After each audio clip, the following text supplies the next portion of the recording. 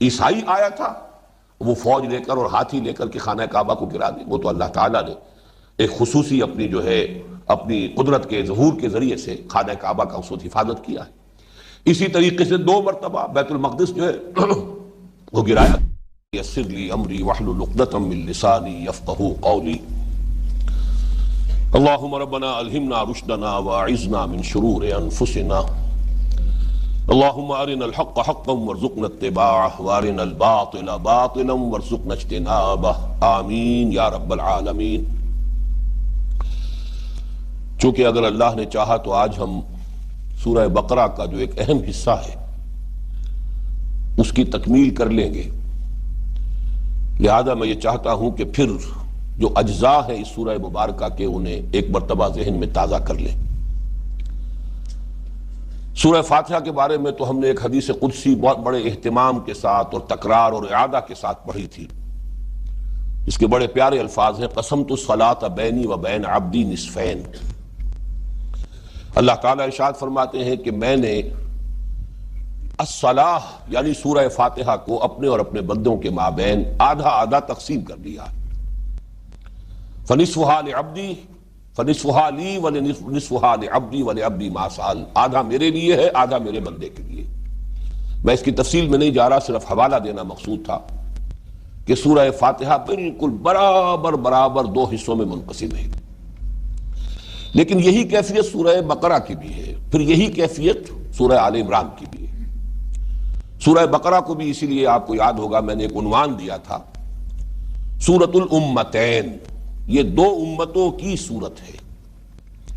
اس کے نصف اول میں یا تو براہ راست خطاب ہے سابقہ امت مسلمہ یعنی بنی اسرائیل کے ساتھ، یا یہ کہ روح سخن ان کی طرف ہے، اور نصف ثانی میں خطاب ہے یہ جو نئی امت مسلمہ، نئی امت وجود میں آئی محمد الرسول اللہ صلی اللہ علیہ وسلم کی نبوت اور رسالت کی بنیاد پر، تو گویا کہ 2 امتوں سے خطاب ہے۔ اس میں نصف اول میں یا براہ راست خطاب ہے بنی اسرائیل سے سابقہ امت مسلمہ، اور یا روح سخن ادھر ہے، یہ 2 چیزیں ذہن میں رکھیے، جبکہ نصف ثانی میں سارا خطاب امت مسلمہ امت محمد سے صلی اللہ علیہ وسلم۔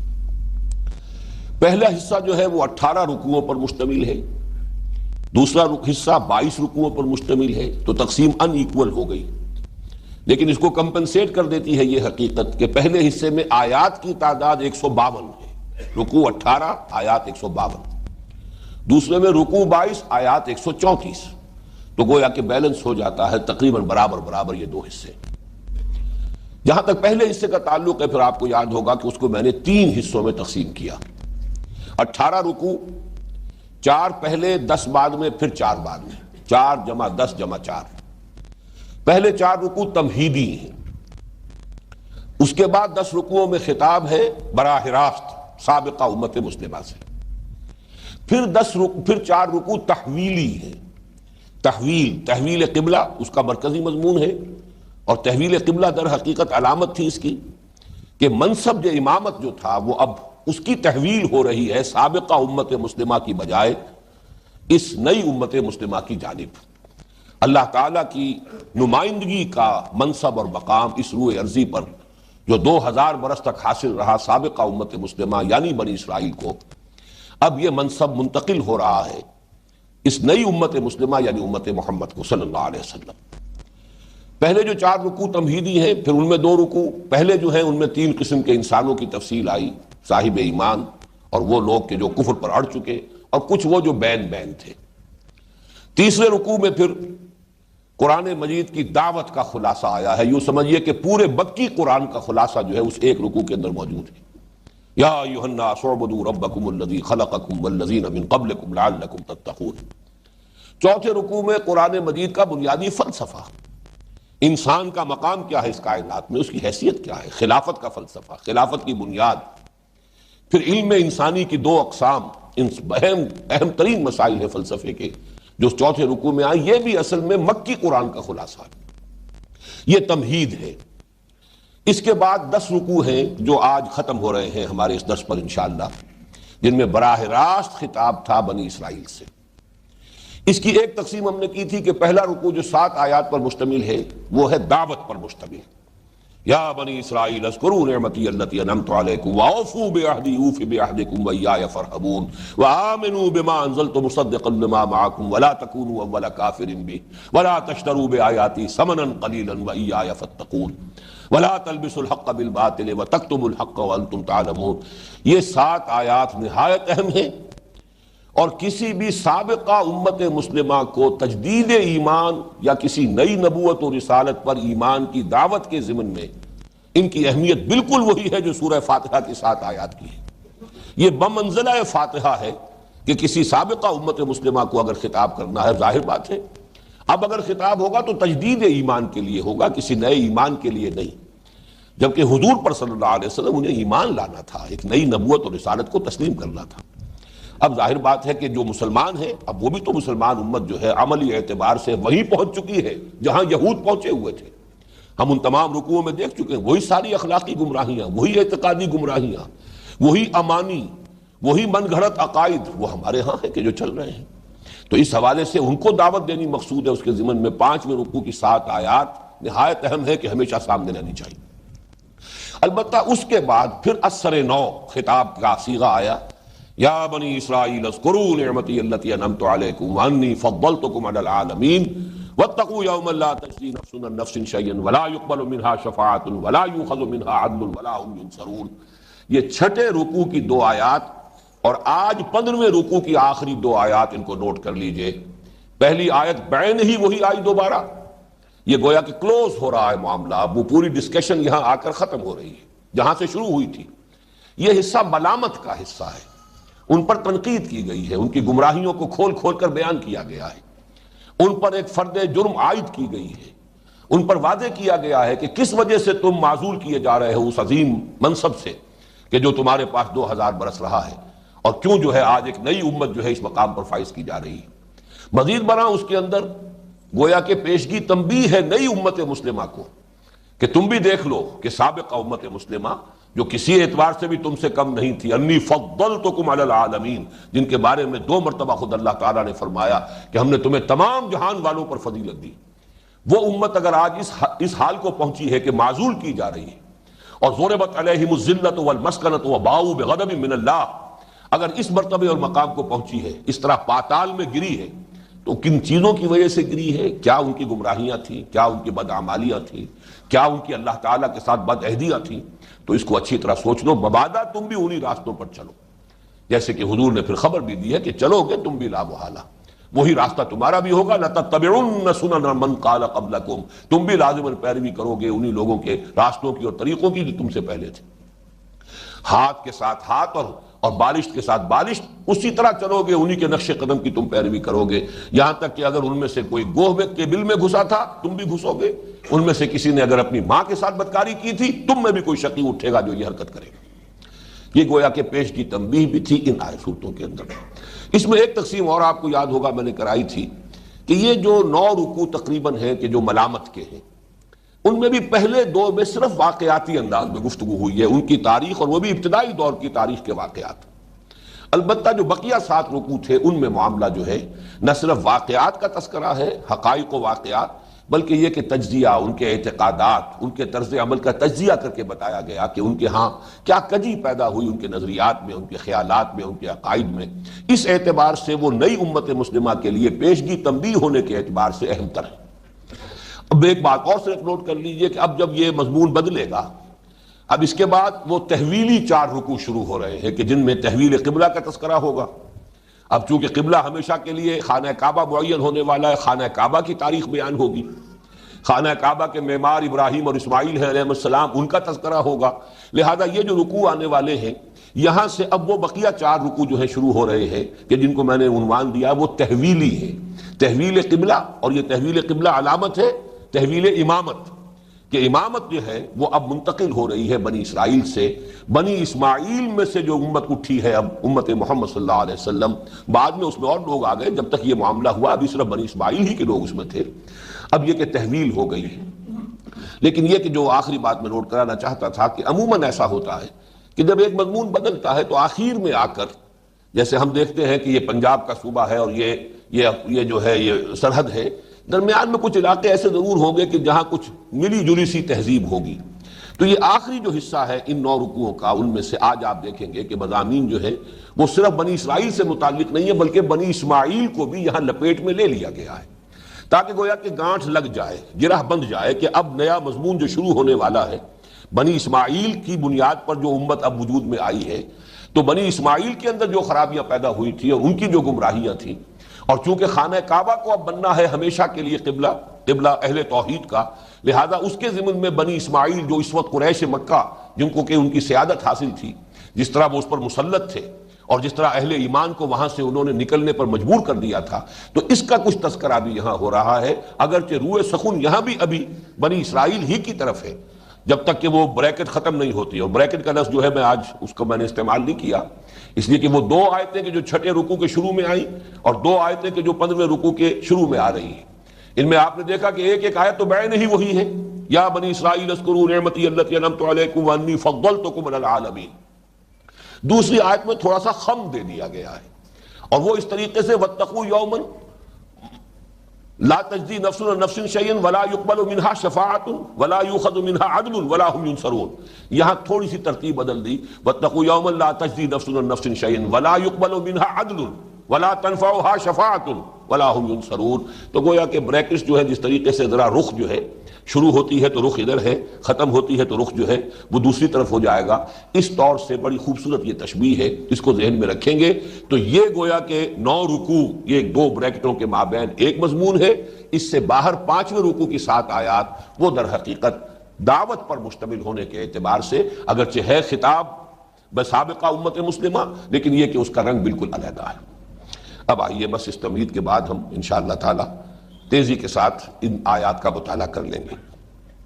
وَقَالُوا لَن يَدْخُلَ الْجَنَّةَ إِلَّا مَنْ كَانَ هُودًا أَوْ نَصَارَىٰ، اور یہ کہتے ہیں یا انہوں نے کہا نہیں داخل ہو سکتا ہرگز جنت میں مگر صرف وہی کہ جو یا یہودی تھا ہے یا نصرانی ہے.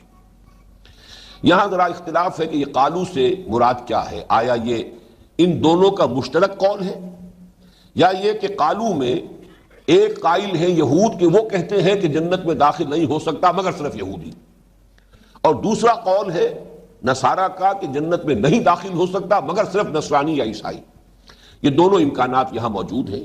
یہ بھی ہو سکتا ہے کہ دونوں کے علیحدہ علیحدہ قول یہاں پر نقل کیے گئے ہوں، لیکن ان کو بیان ایسے کر دیا گیا گویا کہ یہ ان کا اجتماعی قول ہے. اور یہ بھی ہو سکتا ہے، اور یہ بات زیادہ قرین قیاس ہے، کہ در حقیقت مسلمانوں کی مخالفت میں ان کا گٹھ جوڑ، اگرچہ آگے چل کر وہ آیت آ رہی ہے کہ ایک دوسرے کی نفی جب کرتے ہیں تو صاف کہتے ہیں قالت الیہود لیست النصارى علی شیء وقالت النصارى لیست الیہود علی شیء. یہود کہتے ہیں نصارہ کی کوئی بنیاد نہیں، کوئی جڑ نہیں، کوئی حیثیت نہیں، بے بنیاد ہے ان کا دین، ان کی ملت، ان کی حیثیت. اور نصرانی کہتے ہیں کہ یہود کسی بنیاد پر نہیں، ان کی کوئی جڑ بنیاد نہیں.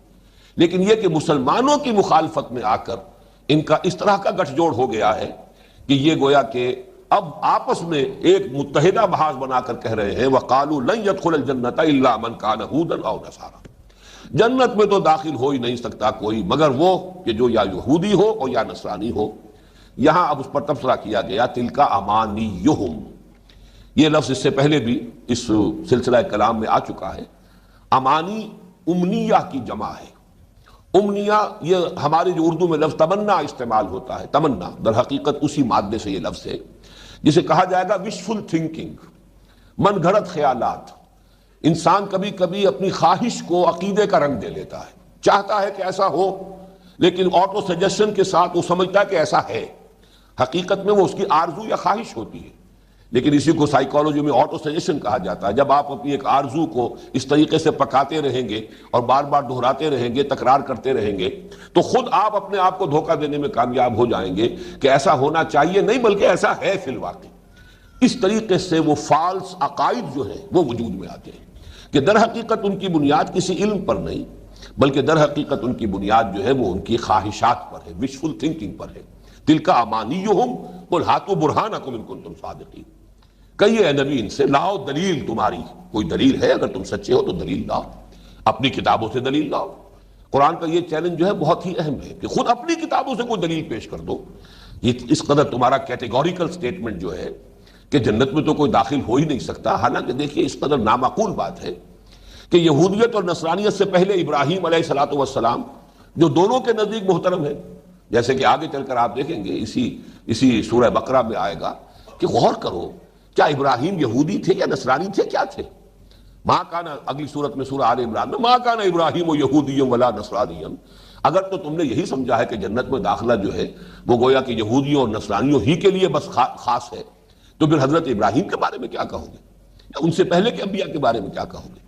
تو در حقیقت یہ تمہاری بالکل بے بنیاد پادر ہوا قسم کے خیالات ہیں، تمہاری وشفل تھنکنگ ہے جسے تم نے عقائد کا رنگ دے دیا ہے.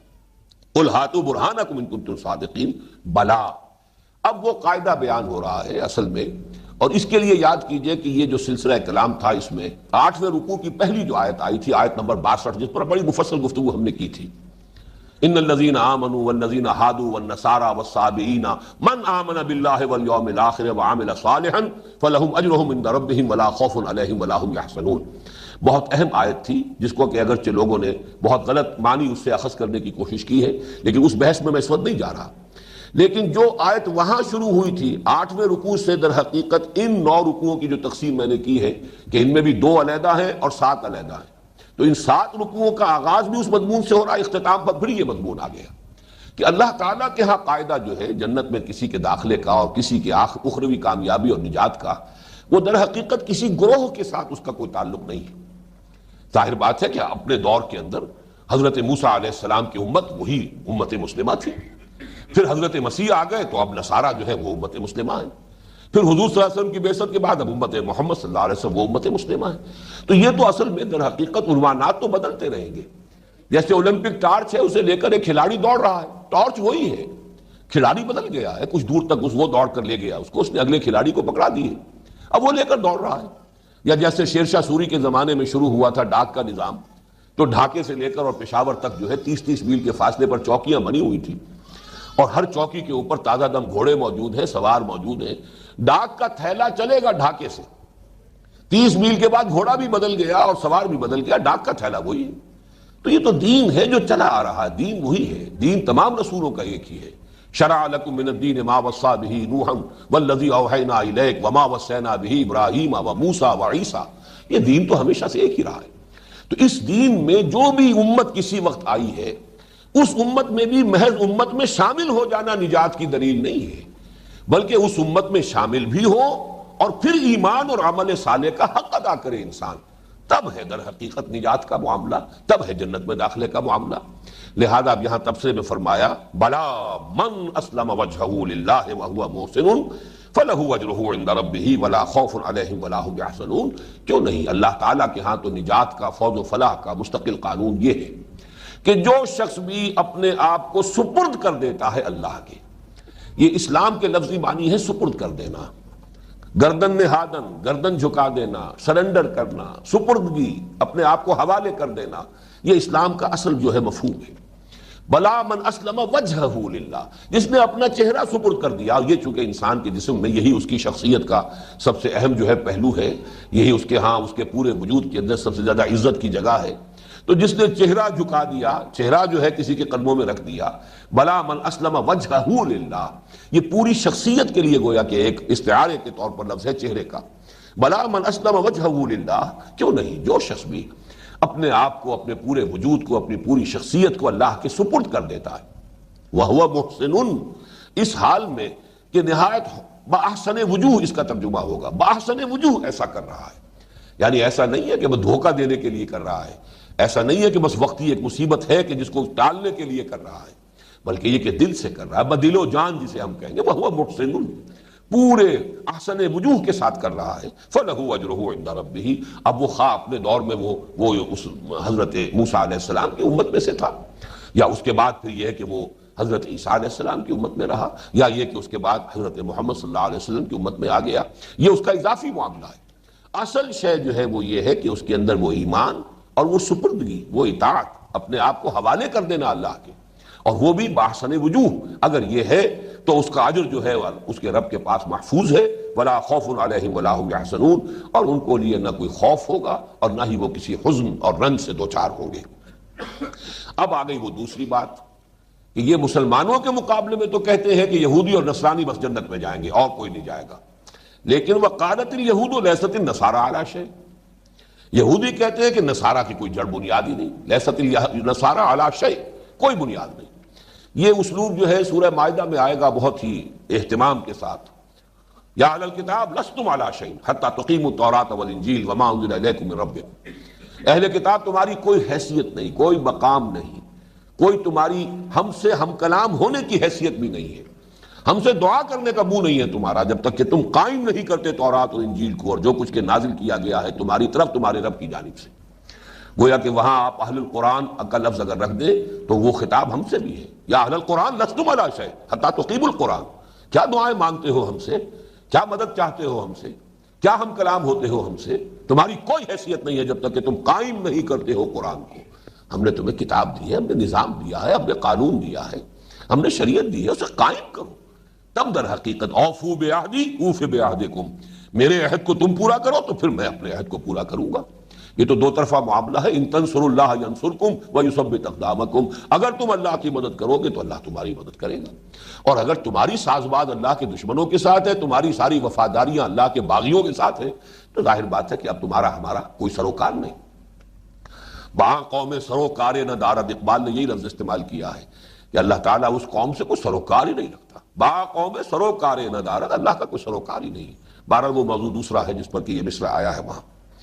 وقالت اليہود لیست النصارى علی شیء وقالت النصارى لیست اليہود علی شیء، اور نصارہ کہتے ہیں کہ یہود کی کوئی حیثیت نہیں۔ ظاہر بات ہے کہ ان کے مابین جو دشمنی رہی ہے، جس طرح سے یوں سمجھیے کہ ان کا تو جو بیر رہا ہے آپس میں اور عداوت اور بغض، اس لیے کہ نصرانی جو ہے وہ جو اصل موحد تھے حضرت عیسیٰ علیہ السلام کے پیروکار، وہ تو بہت جلدی ختم ہو گئے تھے۔ اس کے بعد تو تثلیث جو ہے وہ تمام جو بھی حضرت عیسیٰ کے نام لیوا دنیا میں عیسائی اپنے آپ کو کہلانے والے ہیں، ان سب کا متفق علیہ عقیدہ تثلیث ہے، اور حضرت مسیح علیہ السلام کی ابنیت کا عقیدہ جو ہے کہ اللہ کے بیٹے ہیں، اور وہ تو گستاخی کی انتہا ہے کہ صلبی بیٹے کا لفظ استعمال کرتے تاکہ یہ استعارہ نہ سمجھا جائے، صلبی بیٹا اللہ کا۔ تو اس اعتبار سے اگر غور کیا جائے تو جو اللہ کا ان کے نزدیک صلبی بیٹا تھا، ان کا معبود، اس کو سولی پر چڑھانے والے یہودی، تو ان دونوں کے مابین کیسے کوئی محبت ہو سکتی تھی، کیسے کوئی سازگاری ہو سکتی تھی؟ حضور کی بعثت سے کچھ ہی عرصے پہلے نجران کے عیسائیوں کو یہودی بادشاہ ذو نواس جو ہے اس نے زندہ جلایا۔ چنانچہ یہ جو اصحاب الاخدود کا واقعہ آتا ہے قرآن مجید میں، تو یہ سارا در حقیقت مسئلہ وہی تھا، عیسائیت اور یہودیت کی آپس کی جو دشمنی تھی۔ قتل اصحاب الاخدود النار ذات الوقود اذ هم علیہا قعود وهم علی ما یفعلون بالمؤمنین شہود، یہ سارا جو معاملہ ہوا ہے تو ان کے مابین تو دشمنی تھی، ایک دوسرے کو تسلیم کرنے کا کوئی سوال ہی نہیں۔ یہ تو اصل میں پچھلے کوئی 400 برس میں بڑے ہی ایک حکمت کے انداز میں، اور بڑی یوں سمجھیے کہ جو بھی ایک ایول جینیس ہے ان کے ہاں منصوبہ بندی جو ہے اور اس کی لمبی لانگ ٹرم جو ہے پلاننگ، اس کی صلاحیت جو یہودیوں کے اندر ہے، تو انہوں نے پہلے عیسائیت کے اندر نقب لگائی، اور پہلے پروٹیسٹنٹ مذہب پیدا کیا، اور پروٹیسٹنٹ مذہب کے ذریعے سے جو کرسچین ورلڈ ہے اس میں اپنے لیے ان روڈز بنائے، اور انہی کے ذریعے سے سود کی اجازت یورپ نے حاصل کی، اور پھر پورا جو مالیاتی نظام ہے اس کو اپنے تسلط اور شکنجے میں لے لیا، اور اب ہوتے ہوتے وہ یہاں بھی پہنچ چکے ہیں کہ جو رومن کیتھولک عیسائیت ہے اس سے بھی ان کی پوری مفاہمت ہو چکی ہے۔ چند سال پہلے پوپ صاحب نے انہیں اپنے خصوصی فرمان کے ذریعے سے بری کر دیا ہے کہ مسیح کو سولی دینے کے یہ لوگ مجرم نہیں ہیں، یہ یہودی جو ہے ان پر یہ جرم عائد نہیں ہوتا، گویا کہ اس سے وہ بری کر دیے گئے، اور اب جو ہے ویٹیکان نے تسلیم کر لیا ہے اسرائیل کو، اور پوپ صاحب کا وزٹ اب ہونے والا ہے یروشلم کا، اور یروشلم میں ویٹیکان کا جو سفارت خانہ ہے کھلنے والا ہے۔ تو عالم عیسائیت کے اوپر اب ان کا تسلط ہوا ہے۔ میں نے کچھ عرصہ ہوا ہے سورہ مائدہ کی ایک آیت کے حوالے سے جمعے میں تقریر کی تھی کہ یہ جو ہے بعضہم اولیاء بعض، کہ یہ آپس میں ایک دوسرے کے دوست اور ساتھی ہیں۔ اصل میں نزول قرآن کے وقت کے اعتبار سے دیکھا جائے تو یہ پیشن گوئی تھی، اس وقت یہ صورت موجود نہیں تھی کہ ان کی آپس میں کوئی دوستی ہو یا ان کے مابین کوئی اتحاد موجود ہو۔ وہ تو جیسے بحثم بحثہ میں ہوتا ہے، بحثم بحثہ کے درجے میں آ کر تو وہ یہاں تک کہہ گزرتے تھے یہودی کہ یہ جو مشرک ہیں ان مسلمانوں سے تو یہ مشرک بھی زیادہ ہدایت پر ہے۔ یہ ہوتا ہے زدم زدہ میں، بحثم بحثہ میں، چنانچہ وہ آیت مبارکہ سورہ نساء کے اندر موجود ہے۔ الم تر الی الذین اوتوا نصیبا من الکتاب یؤمنون بالجبت والطاغوت ویقولون للذین کفروا ہؤلاء اہدی من الذین آمنوا سبیلا۔ یہ جو ہے مشرکین بت پرست، یہ بھی ان مسلمانوں سے تو زیادہ ہدایت پر یہ ہے۔ یہ انداز ہوا کرتا ہے در حقیقت زدم زدہ بحثہ بحثی کے اندر آ کر آدمی جو انتہائی بات کر دیتا ہے، ورنہ ظاہر بات ہے کہ وہ جو مشرکین عرب ہیں ان کو گمراہ سمجھتے تھے، اس میں کوئی شک نہیں ہے۔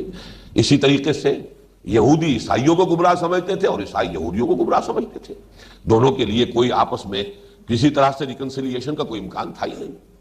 قالت اليهود ليست النصارى على شيء وقالت النصارى ليست اليهود على شيء وهم يتلون الكتاب۔ یہ جملہ یہاں بڑا عجیب ہے، دراحال ہے کہ وہ دونوں ایک ہی کتاب پڑھتے ہیں، یعنی اولڈ ٹیسٹمنٹ آج بھی عیسائیوں کے لیے کے نزدیک بھی تو وہ ان کی متفق علیہ کتاب ہے۔ یعنی یہ شاید دنیا میں اور کہیں نہ ہو کہ کوئی ایک مذہب ایسے بھی ہو کہ جو اس طرح ایک دوسرے کے دشمن رہے ہو، ان کے مابین اس طرح کا بیر رہا ہو ایک دوسرے کے ساتھ، لیکن یہ کہ وہ کتاب نیو ٹیسٹمنٹ جو ہے وہ تو مختصر حصہ ہے بائبل کا، بڑا حصہ جو ہے وہ تو اولڈ ٹیسٹمنٹ ہے، اور وہ ان دونوں کے مابین کامن ہے۔ کون عیسائی ہے کہ جو اولڈ ٹیسٹمنٹ کو تسلیم نہیں کرتا؟ وہ سارے صحیفے انبیاء کے وہ تسلیم کرتے ہیں۔ 5 کتابیں جو ابتدائی ہیں جن کو وہ کہتے ہیں کہ یہ 5 بکس جو ہیں یہ تورات کی اصل کتابیں ہیں، تو وہ سب یہ ان کے درمیان مشترک ہے۔ وَهُمْ يَتْلُونَ الْكِتَابَ، اور حالانکہ وہ کتاب پڑھتے ہیں، دونوں ایک ہی کتاب کے ماننے والے ہیں، ایک ہی کتاب کے پیروکار ہیں، ایک ہی کتاب کو تسلیم کرتے ہیں۔ كَذَلِكَ قَالَ الَّذِينَ لَا يَعْلَمُونَ مِثْلَ قَوْلِهِمْ، اسی طرح کی بات کہی تھی ان لوگوں نے بھی کہ جن کے پاس کوئی علم ہے ہی نہیں۔ یہ علم نہ ہونا مراد کیا ہے؟ یعنی جو مشرکین عرب تھے کہ ان کے پاس تو کتاب تو ہے، تورات تو ہے ان کے پاس، اولڈ ٹیسٹمنٹ تو ہے جس پر یہ متفق ہے، ایک اور بھی ہے، ایک 5ویں سوار بھی ہے۔ یہ گویا کہ بڑا ایک انداز جو ہے اس کے اندر تھوڑا سا ایک لطیف انداز ہے کہ یہ تو پھر بھی ایک دوسرے کے خلاف جو باتیں کرتے ہیں تو کوئی بنیاد ان کی ہے کہ جس پر کہ یہ قائم ہے، ایک کتاب ہے، ایک شریعت ہے، ایک کتاب جو ہے اس کو یہ مانتے ہیں کہ یہ اللہ تعالیٰ کی طرف سے انہیں عطا ہوئی ہے۔ لیکن ایک اور بھی طبقہ ہے جن کے پاس کوئی کتاب نہیں، کوئی صحیفہ نہیں، کوئی شریعت نہیں، کچھ نہیں۔ كَذَلِكَ قَالَ الَّذِينَ لَا يَعْلَمُونَ مِثْلَ قَوْلِهِمْ، وہ بھی انہی کسی باتیں کرتے ہیں۔ یعنی ان کا کہنا یہ تھا کہ نہ یہودیوں کی کوئی بنیاد، نہ عیسائیوں کی کوئی بنیاد، نہ مسلمانوں کی کوئی بنیاد، اصل دین تو ہمارا ہے۔ ہم ہیں اصل میں جو چونکہ وہ کہتے تھے کہ ہم ملت ابراہیمی پر ہیں، ہم حنیفی ہیں، ہم ہیں ابراہیم کے اصل جو ہے وارث، ابراہیم کی ملت اور ابراہیم کے طریقے کے، لہذا اصل دین ہمارا ہے۔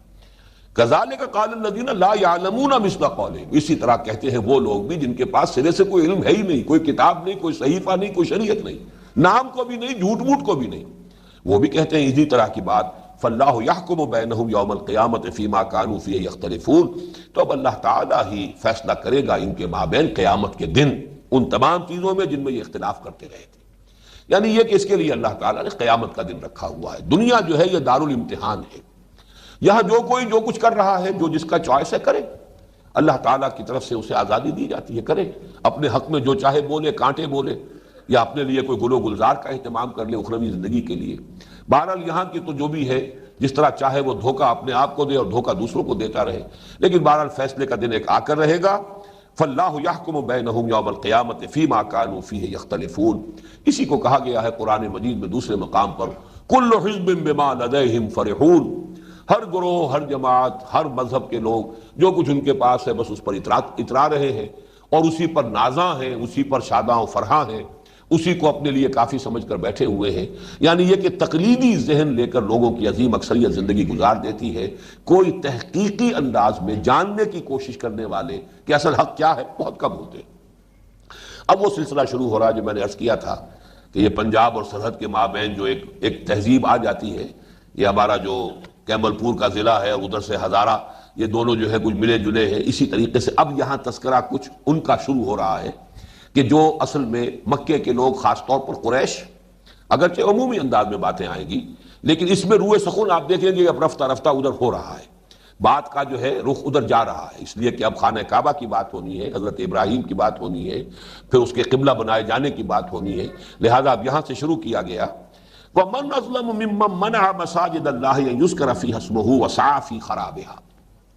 وَمَنْ أَظْلَمُ، اور کون ہوگا زیادہ ظالم، زیادہ بڑا ظالم اس شخص کے مقابلے میں یا ان لوگوں کے مقابلے میں، یہ من واحد کے لیے بھی آتا ہے، جمع کے لیے بھی، مِمَّنْ مَنَعَ مَسَاجِدَ اللَّهِ، جنہوں نے محروم کر دیا اللہ کی مسجدوں کو، أَنْ يُذْكَرَ فِيهَا اسْمُهُ، کہ اس میں ذکر کیا جائے، نام لیا جائے اس کا، اس کے نام کا ذکر کیا جائے، وَسَعَىٰ فِي خَرَابِهَا، اور اس کی بربادی اور اس کی ویرانی کے لیے جنہوں نے سعی و جہد کی۔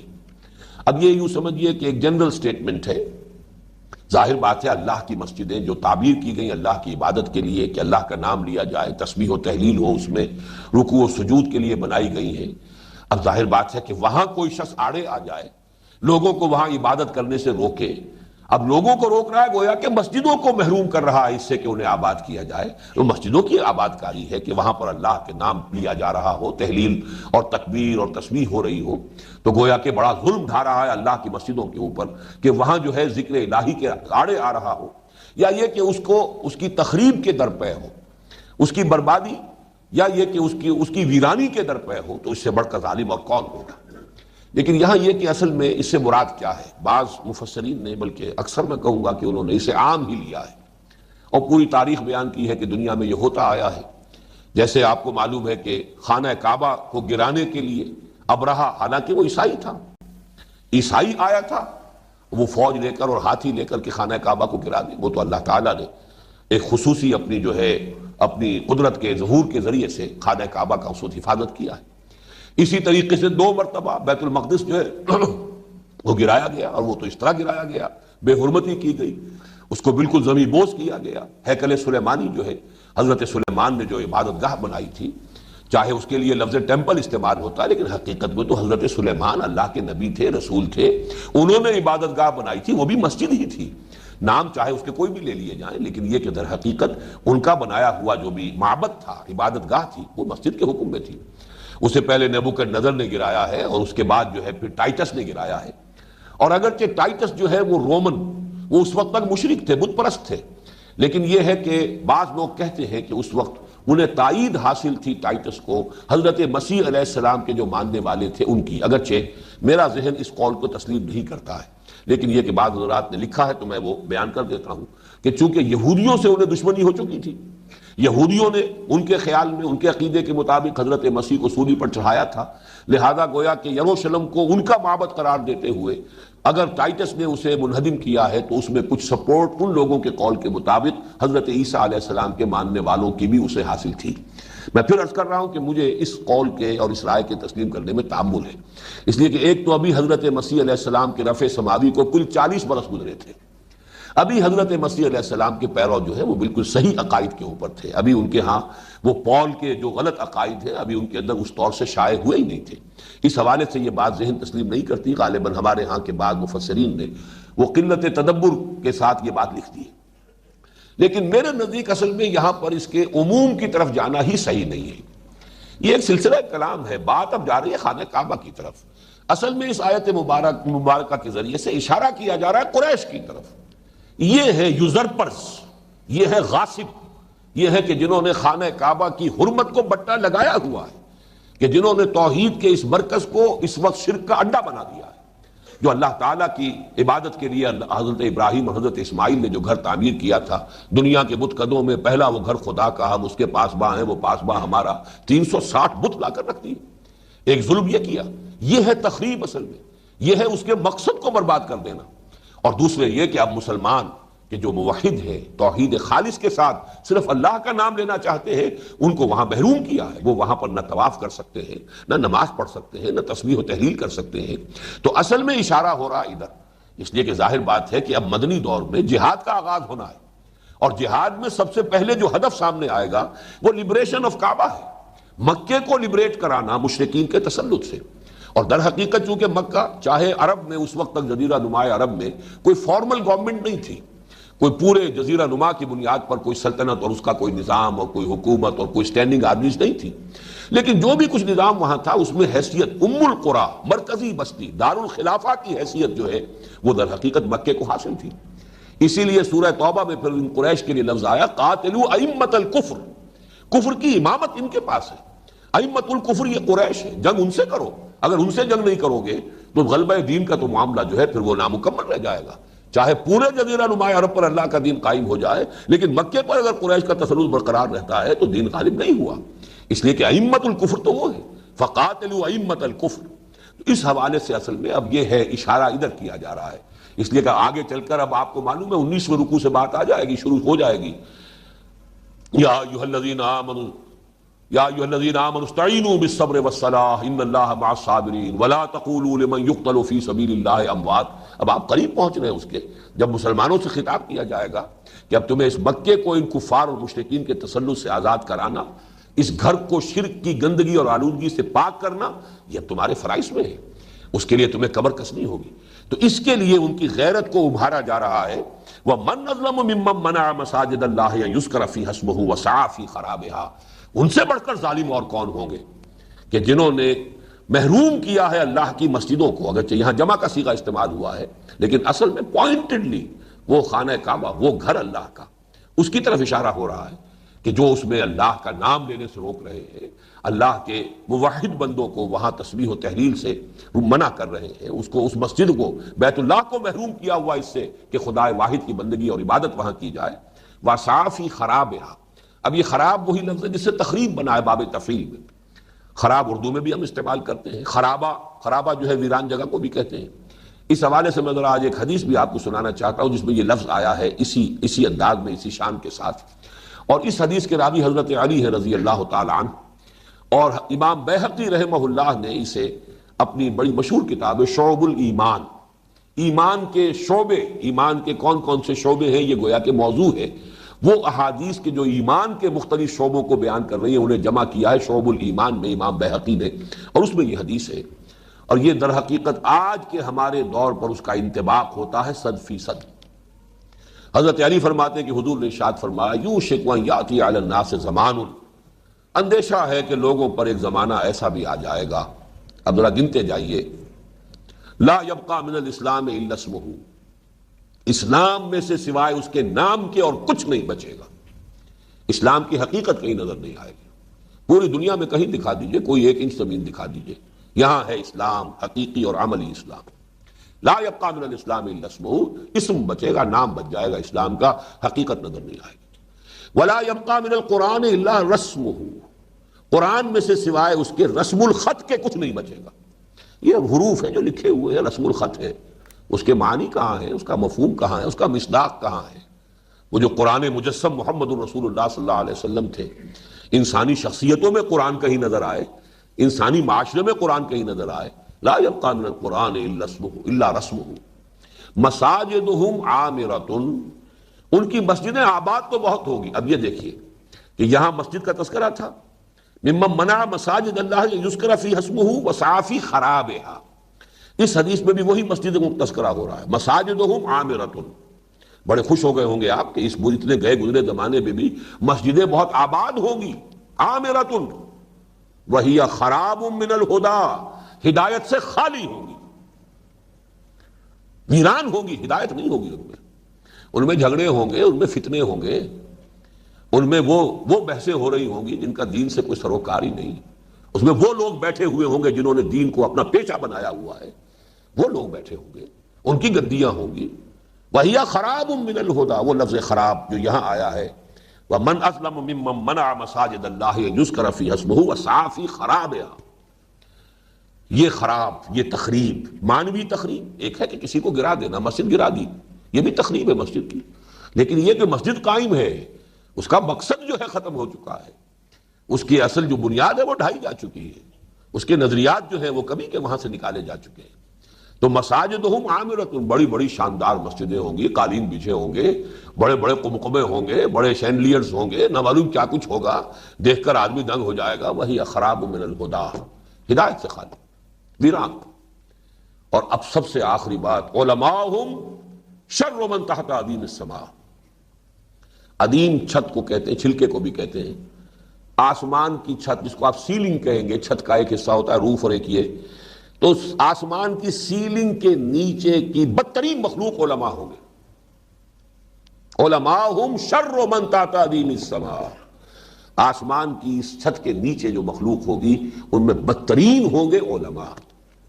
من عندہم تخرج الفتنۃ وفیہم تعود، ان کے پاس اسے فتنے برآمد ہوں گے، انہی میں گھس جائیں گے، فتنے پیدا کرنے کے سوا ان کا دھندا ہی کوئی نہیں ہوگا، ان کا مشغلہ ہوگا تو فتنے پیدا کرنا ہوگا، اس کے سوا کچھ نہیں، انہی میں سے نکلیں گے، انہی میں گھس جائیں گے، ان کا اوڑھنا بچھونا فتنے بنانا، فتنے نئے سے نئے فتنے اٹھانا، اس کے سوا ان کا کوئی شان نہیں رہے گا۔ ظاہر بات ہے اس کو نوٹ کر لیجئے کہ یہ تمام علماء کی بات نہیں ہے، اس لیے کہ ویسی حدیثیں بھی موجود ہیں جس میں فرمایا گیا ہے کہ میری امت میں ایک گروہ، ایک جماعت ضرور حق پر قائم رہے گی، لا یزال طائفۃ قائمین علی الحق، میری امت میں ایک گروہ رہے گا۔ تو گروہ رہیں گے، علماء حق رہیں گے، اس سے دنیا خالی نہیں ہوگی۔ لیکن حکم الاکثر حکم الکل والی بات ہے کہ جو اکثریت کی بات ہوتی ہے اسی کو آپ ایک قاعدہ کلیہ کی حیثیت سے بیان کرتے ہیں۔ تو یہاں اس حدیث میں یہ حکم الاکثر حکم الکل کے عنوان سے یہ بات کہی گئی ہے، علماءہم شر من تحت عدیم السماء من عندہم تخرج الفتنۃ وفیہم تعود۔ یہ امام بیہقی نے اس کو روایت کیا، شعب الایمان نے، ابن عدی نے بھی روایت کیا ہے، امام حاکم نے بھی روایت کیا ہے، امام دارمی نے بھی روایت کیا ہے، اور بھی اگرچہ یہ حدیث جو ہے اس سے اوپر کے درجے کی جو مجموعے ہیں احادیث کے، صحیح بخاری صحیح مسلم وغیرہ میں نہیں ہے، لیکن یہ کہ متعدد جو ہے دوسرے درجے کی کتابیں جو ہے ان کے اندر یہ حدیث موجود ہے۔ وَمَنْ أَظْلَمُ مِمَّنْ مَنَعَ مَسَاجِدَ اللَّهِ أَن يُذْكَرَ فِيهَا اسْمُهُ وَسَعَىٰ فِي خَرَابِهَا أُولَٰئِكَ مَا كَانَ لَهُمْ أَن يَدْخُلُوهَا إِلَّا خَائِفِينَ۔ ان لوگوں کا اولئک ما کان لہم، ان کا تو حق ہی نہیں ہے، ان يدخلوها، یہ کہ وہ اس میں داخل بھی ہو سکے، اس گھر میں، اللہ کے گھروں میں، الا خائفین، مگر خوف زدہ ہو کر۔ یعنی یہ کہ ایسے لوگوں کو دندناتے ہوئے اللہ کے ان مسجدوں کے اندر گھومنا پھرنا، یہ ان کا حق نہیں ہے۔ ان کو تو زیادہ زیادہ یہ کہ رعایت دی جا سکتی ہے، وہاں تو اصل جو ہے اس کے متولی ہونے چاہیے اللہ کے نیک بندے، توحید پر کاربند، توحید کے قائل، وہ متولی ہو، ان کے ہاتھ میں اس کا انتظام ہو۔ ان کو بھی چھوٹ دے دی جائے، جائیں چلے جائیں، کبھی اللہ کا نام جھوٹ موٹ کا لینا چاہیں تو لے لیں، لیکن یہ کہ متولی وہ بن گئے ہو، تسلط ان کا ہو، اقتدار ان کا ہو، انتظام ان کا ہو، محتمم وہ بنے ہوئے ہو، تو یہ ظاہر ہے کہ یہ تو کسی صورت میں بھی یہ بات قابل قبول نہیں، ان کا نہیں ہے حق، مگر یہ کہ داخل بھی ہو تو خوف زدہ ہو کر۔ اگرچہ یہاں بھی بعض حضرات نے اس کا عموم سے ترجمہ لینے کی اور مفہوم لینے کی کوشش کی ہے کہ مسجدوں میں داخل ہونا چاہیے تقویٰ کے ساتھ، خشیت کے ساتھ، انابت اللہ کے ساتھ، تضرع کے ساتھ، اور دل جو ہے وہ جھکا ہوا۔ یہ اصل میں اپنی جگہ پر ہے، یہ مضامین حق ہے۔ اللہ کے گھر میں داخل ہو تو اللہ کی عظمت کا احساس ہونا چاہیے۔ اللہ کے گھر میں داخل ہو تو ہمیں یہ تلقین کیا حضور نے کہ مسجد کے ساتھ بھی ایک سیلیوٹیشن ہے، اس کا ایک تحیہ ہے، اس کے ساتھ یہ ہے کہ جاتے ہی 2 رکعت پڑھ کے بیٹھو، ایسے ہی نہ بیٹھ جاؤ مسجد میں گئے اور جا کے سیدھے براجمان ہو گئے، یہ نہیں ہے۔ الا یہ کہ مسئلہ وہاں اٹھ کھڑا ہوگا کہ کوئی وقت ایسا ہے کہ جس میں سجدہ جو ہے وہ کرنے کی اجازت نہیں ہے، وہ پھر فقہی مسائل ہو جائیں گے۔ لیکن عام حالات میں آدمی جائے تو یا جاتے ہی یا تو یہ کہ جماعت کھڑی ہے تو جماعت میں شریک ہو گئے، ورنہ یہ کہ اگر کچھ وقت رہتا ہے تو پھر یہ کہ بیٹھیے نا کم سے کم، اس لیے کہ حضور کے الفاظ یہ کہ مت بیٹھو جب تک کہ 2 رکعت نماز ادا نہ کر لو۔ یہ بھی تعظیم ہے مسجد کی، تحیت المسجد یہ کہلاتی ہے۔ یہ گویا کہ اس کے ساتھ آپ کی گریٹنگ ہے، سیلیوٹیشن ہے مسجد کے لیے، آپ ایک سلام، ایک گریٹنگ کر رہے ہیں۔ تو مسجد کی تعظیم اور مسجد کا احترام، اس کا ادب، یہ اپنی جگہ پر ہے، لیکن یہاں اصل میں وہ چیزیں مراد نہیں ہیں۔ پورے سیاق کلام کو سمجھیے کہ اب بنی اسرائیل سے معاملہ بنی اسماعیل کی طرف روئے سخن اب ادھر مڑنے والا ہے، اور چونکہ تحویل قبلہ کی بحث آنے والی ہے لہذا یہاں اب اشارہ ادھر کیا جا رہا ہے کہ وہ دیکھو یہ نازل ہو رہے ہیں، مدینہ منورہ میں یہ آیات نازل ہو رہی ہیں، کوئی 250 میل کے فاصلے پر وہ مکہ مکرمہ ہے جہاں سے یہ مسلمان ہجرت کر کے آئے ہوئے مہاجرین۔ لیکن یہ کہ اب ادھر یعنی یہ نہ سمجھو کہ بس چھوڑ آئے ہو تو اب اس کو چھوڑو، اس کا ذکر بھول جاؤ، بلکہ یہ کہ در حقیقت اسے لبریٹ کرانا ہے تمہیں۔ اور وہ لوگ جو اس کے متولی بنے بیٹھے ہوئے ہیں مشرکین، اور یہ تو ان کو حق نہیں پہنچتا ہے، حق بحقدار رسید، یہ تو در حقیقت اللہ تعالیٰ پر توحید کے ساتھ ایمان رکھنے والوں کا حق ہے کہ اس کا اہتمام کرے۔ اولئک ما کان لہم ان یدخلوها الا خائفین، یہ ایسا ہی ہے جیسے کہ حضور صلی اللہ علیہ وسلم نے اگرچہ سن 8 میں مکہ فتح کر لیا، لیکن سن 8 میں بھی رمضان میں مکہ فتح ہوا، سن 8 ہجری میں، لیکن سن 8 میں رمضان کے بعد آپ کو معلوم ہے 2 مہینے کے بعد ہی تو پھر حج کا موسم آ گیا، لیکن آپ نے مشرکین کو بھی حج کرنے دیا، بلکہ اس سال حکمت آپ نے یہ برتی کہ انتظام بھی مشرکین کے ہاتھ میں رہنے دیا، بہت ہی گریجولی آپ نے اس کو چینج کیا ہے۔ اگلے سال سن 9 میں انتظام اپنے ہاتھ میں لے لیا، حضرت ابو بکر رضی اللہ تعالی عنہ کو مدینے سے امیر الحجاج بنا کر آپ نے بھیجا، قافلہ جو ہے مدینے سے آپ خود تشریف نہیں لائے، لیکن یہ کہ اس سال بھی مشرکین کو بھی اجازت دے دی گئی تھی مسلمانوں کے زیر اہتمام کہ تم بھی حج کر سکتے ہو، لیکن اس سال پھر وہ اعلان کر دیا گیا آج کے بعد اب تمہارا یہاں پہ حق نہیں ہے۔ تو گویا کہ وہ جو سن 9 ہجری کا حج جو ہے اس میں ظاہر بات ہے مشرکین نے حج کس طرح کیا ہوگا، دبے ہوئے، غلبہ مسلمانوں کا ہے، انتظام سارا مسلمانوں کے ہاتھ میں ہے، تو جس طریقے سے دبے ہوئے، خوف زدہ، نیچے ہو کر انہوں نے وہ حج ادا کیا. تو یہاں پر بھی وہ انداز بیان کیا جا رہا ہے کہ اولئک ما کان لهم ان يدخلوها الا خائفین. اول تو ان کا حق ہی نہیں ہے، اگر یہ توحید پر ایمان نہیں رکھتے تو ان کا حق ہی نہیں ہے کہ اللہ کے مسجدوں میں داخل ہو تو خوف زدہ ہو کر ہو، چھوٹے بن کر ہو، سر اٹھا کر نہیں، سر جھکا کر داخل ہو. اور یہ کہ ان کی کیفیت وہی انداز کے جو ان یؤتوا الجزیۃ حتی یؤتوا الجزیۃ عن ید وہم صاغرون، اپنے ہاتھ سے جزیہ پیش کریں چھوٹے بن کر رہے. در حقیقت اسی طرح کی کیفیت ان الفاظ میں ہے. اولئک ما کان لهم ان يدخلوها الا خائفین لهم فی الدنیا خزی ولهم فی الآخرۃ عذاب عظیم. ان کے لیے دنیا میں بھی رسوائی ہے، اور وہ رسوائی اب ہونے والی ہے. یہ گویا کہ پیشن گوئی ہے. جب یہ صورت نازل ہو رہی ہے ابھی کوئی رسوائی نہیں تھی، ابھی تو قریش کا ڈنکا بج رہا تھا مکے میں، ابھی تو انہی کا تسلط تھا. ابھی تو مسلمان اگر وہ رہ بھی گئے تھے کوئی بیچارے غریب یا کمزور یا ضعیف یا خواتین یا بوڑھے، تو انہیں ستا رہے تھے، انہیں مار رہے تھے. لہذا ابھی تو ان کا ڈنکا بج رہا ہے. لیکن فرمایا نہیں، یہ خزیون، یہ دنیا کے اندر بھی ان کے اوپر وہ خزیون آنے والی ہے، رسوائی آنے والی ہے، جو کہ سن 8 ہجری میں آ گئی. کس طرح سرنگوں ہو کر کھڑا ہونا پڑا ہے سب کو. بڑے بڑے فن خان، بڑے بڑے چودھری کیسے کھڑے ہوئے تھے حضور کے سامنے سر جھکائے ہوئے. اور حضور نے جب پوچھا ہے کہ کیا خیال ہے تمہارا کہ آج میں تمہارے ساتھ کیا معاملہ کروں گا، تو کریم ابن کریم، آپ تو خود ایک بہت ہی شریف النفس انسان ہے اور شریف النفس انسان کے بیٹے ہیں. تب آپ نے فرمایا آج میں تم سے وہی کہتا ہوں جو میرے بھائی یوسف نے اپنے بھائیوں سے کہا تھا، لا تثریب علیکم اليوم اذهبوا فانتم الطلقاء، جاؤ تم سب آزاد. حالانکہ ان میں ایسے لوگ بے شمار تھے جو گردن زدنی تھے، جن کی گردنیں اڑائی جاتی تو کوئی حرف نہ کوئی کہہ سکتا حضور صلی اللہ علیہ وسلم کے خلاف. ان کے ایسے ایسے جرائم تھے، جنگی جرائم. لیکن نہیں، سب کو جو ہے رحمت للعالمین صلی اللہ علیہ وسلم نے معاف فرمایا ہے. لیکن یہ کہ وہ خزیون کی، وہ جو ان کی شکست کی کیفیت تھی، وہ فرمایا لہم فی الدنیا خزی ولہم فی الآخرۃ عذاب عظیم، اور آخرت میں تو ان کے لیے بہت بڑا عذاب ہے ہی. وَلِلَّهِ الْمَشْرِقُ وَالْمَغْرِبُ. دیکھیے یہاں سے شروع ہو رہا ہے، وہ تحویل قبلہ کی بات شروع ہو رہی ہے. اس کو نوٹ کر لیجئے کہ اگرچہ ابھی پورے 2 رکوع درمیان میں پڑے ہوئے ہیں، یہ 14واں رکوع ہے، 15واں 16واں 2 رکوع ہیں کہ جس میں ابھی تحویل کا لفظ نہیں آئے گا کہیں بھی. وہ جائے گا 17ویں رکوع میں، سَيَقُولُ السُّفَهَاءُ مَا وَلَّاهُمْ عَنْ قِبْلَتِهِمُ الَّتِي كَانُوا عَلَيْهَا. لیکن قرآن مجید کے اس اسلوب کو پہچانیے کہ جو بحث آنے والی ہے اسے کچھ فاصلے سے شروع کر دیا جاتا ہے، تمہید، اس کے لیے ذہن کو تیار کیا جاتا ہے. ادھر جو ہے کچھ نہ کچھ ذہن کو متوجہ کر دیا جاتا ہے، پھر اس بات کو چھوڑ کر کوئی اور بات آ گئی. لیکن ظاہر بات ہے جو بات کہی گئی ہے اس کے کچھ اثرات ہیں، وہ ذہن میں بیٹھی ہے، اس نے وہاں کچھ اثرات پیدا کیے ہیں. پھر اس کے بعد 2 رکوع، 17واں اور 18واں رکوع، پھر 19واں 20واں چھوڑ دیجیے گا، پھر 21ویں رکوع کے شروع میں لیس البر ان تولوا وجوہکم قبل المشرق والمغرب. پھر وہ آیت البر جو ہمارے منتخب نصاب کا درس نمبر 2 ہے، پھر اس میں بھی آغاز جو ہے وہ یہی ہے، یہی مشرق و مغرب کا معاملہ اور یہی جو قبلے کی تحویل کا مسئلہ ہے. وَلِلَّهِ الْمَشْرِقُ وَالْمَغْرِبُ. مشرق و مغرب سب اللہ ہی کے ہیں. اللہ تعالیٰ کسی خاص سمت میں محدود نہیں ہے، معاذ اللہ ثم معاذ اللہ. ایسا نہیں ہے مشرق اللہ کا مغرب کسی اور کا، شیطان کا، یا یہ کہ مغرب اللہ کا اور مشرق کسی اور کا ہے.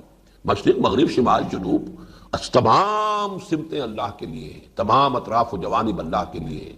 وہ کسی جہت، کسی سمت، کسی مقام اس میں مقید نہیں ہے، محدود نہیں ہے. یہ تصور نہ کرو یہ جو مشرق و مغرب میں اگر کوئی ایک سمت مقرر کر دی جاتی ہے، یہ در حقیقت یکسانی پیدا کرنے کے لیے ایک انتظامی معاملہ ہے. اس کے لیے کسی چیز کو ایک علامت کے طور پر اختیار کر لیا جاتا ہے. ورنہ یہ کہ اگر فرض کیجئے کہ یروشلم اگر ادھر رخ کرنے کو کہا گیا تو یروشلم کی کسی عمارت کو سجدہ نہیں کیا جا رہا تھا، وہ صرف ایک ڈائریکشن کے تعین کے لیے ہے. اور اگر خانہ کعبہ کو بنا دیا جائے گا تو مسجود خانہ کعبہ نہیں ہے پرے سرحد ادراک سے اپنا مسجود. قبلے کو اہل نظر قبلہ نما کہتے ہیں. تو یہ حقیقت قبلے کی سامنے رہنی چاہیے، یہ نہیں سمجھنا چاہیے. لیکن ظاہر بات ہے کہ مذہبی معاملات میں عوام الناس جو ہیں وہ اتنی گہرائی میں نہیں جاتے. جن کی نگاہیں صرف ظواہر تک رہتی ہیں ان کے ہاں پھر ان ظواہر کی اور مظاہر کی بڑی اہمیت ہو جاتی ہے، اور اس کے اعتبار سے بہت سینسیٹیو ہوتے ہیں. ذرا سا اس میں فرق ہو جائے تو وہ تو معاملہ جو ہے قیامت آ جاتی ہے کہ یہ معاملہ پتہ نہیں کیا ہو گیا. تو یہ معاملہ جو ہے اس کی بہت نمایاں مثال ہے تحویل قبلہ کے. پورے 2 رکوعوں میں بحث ہی ہوئی ہے صرف تحویل قبلہ پر. آج ہمیں اندازہ ہوتا ہے کہ ایسی کون سی بڑی بات تھی، لیکن واقعہ یہ ہے کہ اگر آپ سوچیں کہ وہ ماحول کیا تھا کہ جس میں یہ واقعہ پیش آیا، پھر یہ کہ لوگوں کے احساسات کیا تھے، اور عام جو عوام الناس ہوتے ہیں وہ کتنے سینسیٹیو ہوتے ہیں ان چیزوں کے اندر مظاہر اور ظواہر کے اعتبار سے، تو اس کا ایک اندازہ ہو سکتا ہے کہ اس بحث کو کس اہتمام سے، کس شان کے ساتھ اللہ نے کس قدر یوں سمجھیے کہ تکرار کے ساتھ اس پر بحث کی ہے کہ یہاں سے 2 رکوع پہلے بھی آیت آ گئی، 2 رکوع بعد بھی آئی، درمیان میں 2 رکوع مکمل ہیں جو تحویل قبلہ ہی سے بحث کرتے ہیں۔ وَلِلَّهِ الْمَشْرِقُ وَالْمَغْرِبُ فَأَيْنَمَا تُوَلُّوا فَثَمَّ وَجْهُ اللَّهِ، جدھر بھی رخ کر لو اللہ ہی کا رخ ہے۔ اور یہی معاملہ جو ہمارے ہاں مثلا سفر کی نماز ہے، سفر میں ایک دفعہ یہ کہ کوشش کر لیجئے کہ جدھر بھی آپ سمجھے کہ اندازے سے کہ یہ رخ ہے خانہ کعبہ کا، کوشش امکانی حد تک، باقی اس کے بعد اگر آپ کی سواری کی ڈائریکشن چینج ہو گئی ہے کوئی پرواہ نہیں، کوئی اس سے فرق باقی نہیں ہوتا۔ تو اس حوالے سے ویسے تو یہ کہ بہرحال حتی الامکان رخ ضرور جو ہے ابتدا میں کر لینا چاہیے، لیکن یہ کہ اگر یقین سے بات معلوم نہیں ہے تو تب بھی کوئی پرواہ نہیں، جو بھی اندازے سے آپ کا جو بھی تخمینہ ہے اس کے مطابق رخ کر لیجیے، نماز پڑھ لیجیے۔ فَأَيْنَمَا تُوَلُّوا فَثَمَّ وَجْهُ اللَّهِ، ہر جا کنیم سجدہ بداستہ رسد، اب جہاں کہیں سجدہ کرتے ہیں اسی آستانے تک پہنچ جاتا ہے۔ ہمارا وہ آستانہ جو ہے جس کو ہم سجدہ کر رہے ہیں، آستانہ خداوندی، وہ کسی سمت میں محدود نہیں ہے۔ فَأَيْنَمَا تُوَلُّوا فَثَمَّ وَجْهُ اللَّهِ إِنَّ اللَّهَ وَاسِعٌ عَلِيمٌ، اللہ بہت سمائی والا ہے، بڑی وسعت والا ہے۔ یعنی یہ تمہارے چھوٹے چھوٹے ذہن ہیں اور چھوٹے چھوٹے پیمانے ہیں، اس وجہ سے ان چھوٹے چھوٹے ذہنوں میں یہ چھوٹی چھوٹی باتیں بھی بہت بڑی ہو جاتی ہیں۔ یہ تو ریلیٹیو معاملہ ہے۔ اللہ بڑی سمائی، واسع، وسعت رکھنے والا، بڑی وسعت رکھنے والا ہے۔ اس وسعت کا کیا اندازہ آج کا انسان جو کر سکتا ہے، اس کائنات کی وسعت کا، اس کی پہنائی کا کوئی تصور نہیں، تو اس کے خالق کا کیا اندازہ انسان کرے گا۔ بڑی سے بڑی آپ بناتے جائیے ٹیلیسکوپس، اور معلوم ہوتا ہے جتنی بڑی ٹیلیسکوپ بنا لی اتنی ہی کائنات کی حدود اور آگے چلی گئی، کہیں اس کے آغاز کا، کہیں اس کے اختتام کا کوئی سرا آج تک انسان کے ہاتھ نہیں آیا۔ اور ابھی تو کہتے ہیں وہ پھیلتی جا رہی ہے، یہ تو ایکسپینڈنگ یونیورس ہے، اور کس تیزی کے ساتھ جو ہے وہ کتنے ہزار لائٹ ایئرز کے حوالے سے وہ پھیل رہی ہے، تیزی کے ساتھ بڑھتی چلی جا رہی ہے۔ جس طرح بھاگ رہی ہے گیلیکسیز ایک دوسرے سے، اس کی رفتار جو ہے وہ اس وقت مجھے مستحضر نہیں ہے، اسی رفتار کو دیکھیں آپ تو وہ سر کو چکر آتا ہے کہ اس رفتار کے ساتھ یہ گیلیکسیز ایک دوسرے سے بھاگ رہی ہیں۔ اور یہ باتیں جو ہے یہ اب کوئی تخمینے والی باتیں تو نہیں ہیں، یہ ساری چیزیں کیلکولیٹڈ ہیں، ایک ایک چیز کا حساب موجود ہے۔